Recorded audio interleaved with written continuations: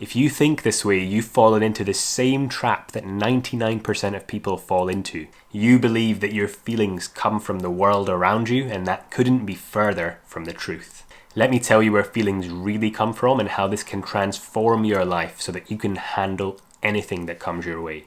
Salaam everyone, my name's Shahrukh, I'm a doctor and a Muslim from Scotland, and on this channel I give practical advice to Muslims to help them reconnect with their religion and live more fulfilling lives. And today we're going to be talking about feelings and how to overcome or manage your emotions. Okay, so first let's talk about the psychological illusion that 99% of us go through day in and day out.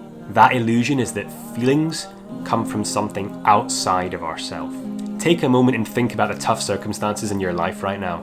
Maybe you're going through some exams, maybe you've just gone through a divorce, maybe you're anxious about something, it could be anything, your upcoming assignments. Now the illusion is this. Let's take the example of the exam. In order to feel happy, I must pass the exam. I need to do this because it makes me feel like that. Now I know what you're thinking. But Shahrukh, I would be happy if I passed my exam, if I won $1 million, if I found the perfect relationship. I'm telling you, it doesn't work that way. If it's true that feelings come from outside circumstances, how is it that different people react differently to the same circumstances? If it were true that getting a grade A on your exam would make people happy, how is it possible that one student gets an A and is over the moon with it, and another student gets the same A and is upset or disappointed? The reality is that other people, places, things have absolutely no power to control our own lived experience.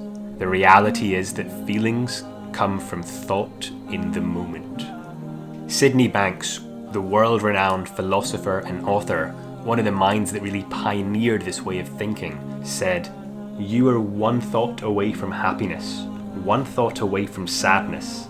The secret lies in thought." This isn't what our wider society believes. Society likes to go along with the illusion that our feelings come from our wider circumstances. That if you get divorced, you're bound to be upset. That if you lose your money, you're going to be upset. That if you fail your exam, you're going to be sad. That if you pass your exam, you'll be happy. That if you get married, you'll be happy. Let me give you an example so I can demonstrate what I'm talking about. We've just been through the month of Ramadan. This is the holiest month in the Islamic calendar. We were supposed to have been worshipping as much as we could. In this month, we're not supposed to have sinned. Let me ask you this. Is it possible for someone to have committed a certain number of sins in Ramadan and feel extremely guilty about it? Yeah, of course. Is it possible for another person to have done the exact same amount of sins and not feel guilty about it at all? Yes. And it all relates to what these two people are thinking. It's not about the sin itself, but it's about how these two people think about the sins that they have committed. And what their thoughts are is what contributes to their feelings of guilt or no guilt. Are you convinced yet? Maybe semi-convinced. I'll take it. Okay, so let's talk about how knowing this reality can actually help you in your daily life. Think about the tough circumstances in your life right now. You have exams or applications, your relationship is rough, you've just been fired, someone close to you has recently died. If you become upset, sad, angry, feeling defeated, and you think it's as a result of those circumstances, you're screwed. But if you remember that what's happening outside of you has no power to control your feelings within, that's great news. That means that all those circumstances have no power to control your feelings. It means that with one thought, you can go from feeling overwhelmed, sad, anxious, all the way to hopeful, happy, joyful with one thought. And changing that one thought is far easier than trying to change all of those circumstances that we were talking about earlier on.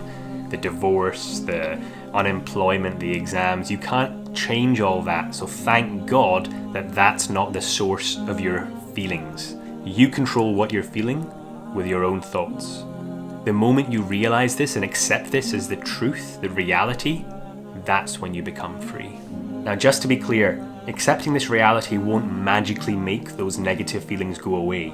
You're still going to experience sadness, disappointment, anxiety, worry, anger. Those will still happen, But it's easier than you think to change those negative feelings into positive feelings, because they don't come from outside circumstances. You have the power within yourself via the power of thought.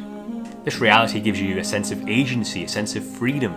Remember, it's okay to have those feelings, but you, and only you, have the power to change those feelings via thought.